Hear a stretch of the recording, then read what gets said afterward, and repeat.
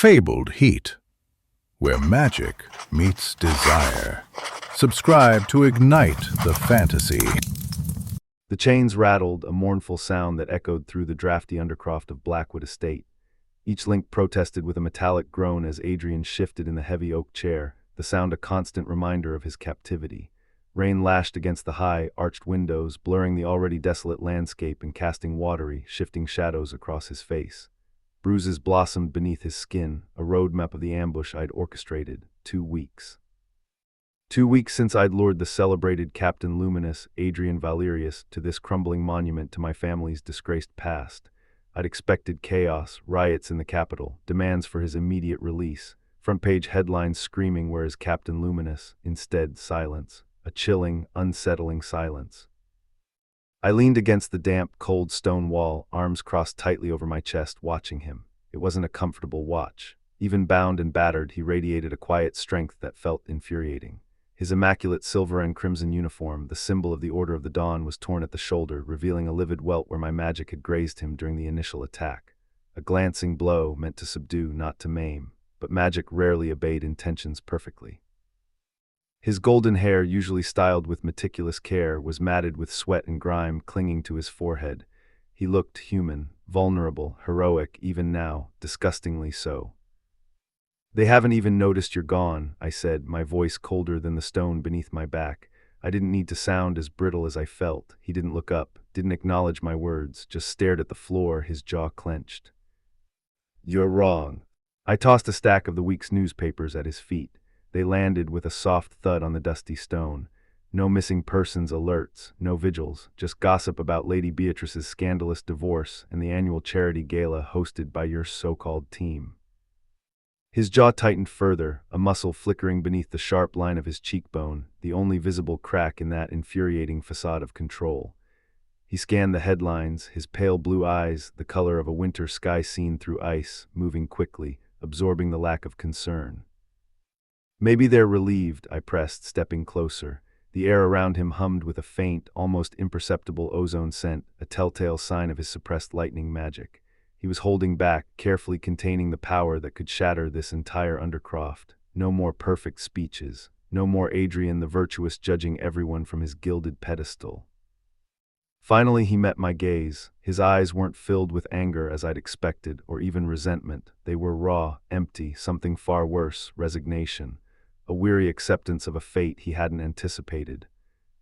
"Why do you care?" he asked, his voice quiet, almost a whisper. The question lodged in my throat like a shard of glass, unexpectedly painful. It wasn't a challenge, it was a genuine inquiry, and I didn't have an answer, not one I was willing to admit, even to myself. By the 3rd week, the pretense had begun to wear thin. I stopped bothering to lock the chains. They were more symbolic than effective. Adrian could have broken them at any time, I'd always known that, but he hadn't. He stayed, wandering the crumbling library, running a hand along the spines of ancient, forgotten books, or staring out at the overgrown gardens, lost in thought, and I pretended not to watch him, to not notice the way he moved, the way he carried himself even in captivity. It was the small things that chipped away at my resolve. The way he meticulously folded his threadbare blanket each morning, smoothing out every wrinkle with military precision. How he'd carefully saved half his meager supper roll, crumbling it into small pieces for the stray, scrawny cat that slunk through a broken cellar window. The low, aching rasp of his voice when he caught me humming an old folk song, a lullaby my grandmother used to sing, and said, "My mother used to sing that." One night, a particularly violent storm shattered the remaining panes of glass in the library windows. Rain poured in, soaking the ancient tomes and turning the stone floor into a slick, treacherous surface. I found him in the middle of the chaos, soaked to the bone and shivering, desperately trying to stack books onto higher shelves, attempting to salvage them from the deluge. "You're an idiot," I snapped, seizing his arm, pulling him away from the cascading water. His skin burned beneath my fingers, radiating an unnatural heat. Fever hot, he swayed slightly, his broad shoulder brushing against mine. "Still playing villain Layla," he murmured, a wry smile playing on his lips. "Shut up." I dragged him towards the fireplace, my magic flaring to life, inky tendrils of shadow that danced and swirled, stoking the flames into a roaring blaze. His hand gripped my wrist, calloused and surprisingly warm. "You're not what they say," he murmured, his voice rough with exhaustion. The air thickened, charged with an energy that had nothing to do with magic. Embers popped and crackled in the hearth. His thumb traced the pulse fluttering beneath my skin, a slow, deliberate movement that sent a shiver down my spine. And for a heartbeat, just one fleeting, dangerous heartbeat, I imagined closing the distance between us, tasting the salt and smoke on his lips. He collapsed. I caught him, his weight slumping against me, his breath ragged in my ear. Panic clawed its way up my throat, choking me. No one was coming for him, no one but me.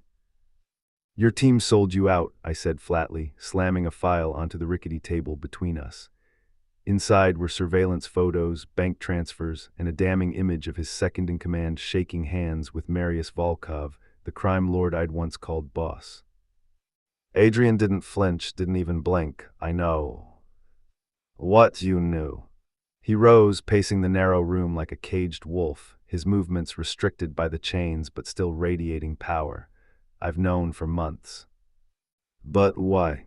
"I was gathering proof, building a case, but the public, they need heroes, they need to believe in something. The truth would shatter that illusion." The truth hit me like a blade between the ribs, cold and sharp. "You let me take you." A grim smile touched his lips. "Your lair's nicer than most." I surged to my feet, fury burning in my veins. "This isn't a joke, they'll kill you if you go back." "And if I stay," he crowded me against the wall, heat rolling off him in waves, trapping me between his body and the cold stone. His voice dropped, rough and desperate. "What then, Leela? You keep me like a pet, a consolation prize for your conscience." Our breaths tangled, warm and ragged. His knuckles grazed my cheekbone, and I hated the way I instinctively arched into the touch, craving the warmth, the solidity of his presence. "I don't know," I whispered, the words barely audible. The crash came as the clock struck midnight, shattering glass, shouted commands, the unmistakable voices of his team, barking orders not to rescue but to retrieve. Adrian's arms encircled me, shielding my body with his as the heavy oak door exploded inward, splintering into 1,000 pieces. "Trust me," he breathed against my temple, his voice a low rumble. Then the world erupted in gunfire and lightning.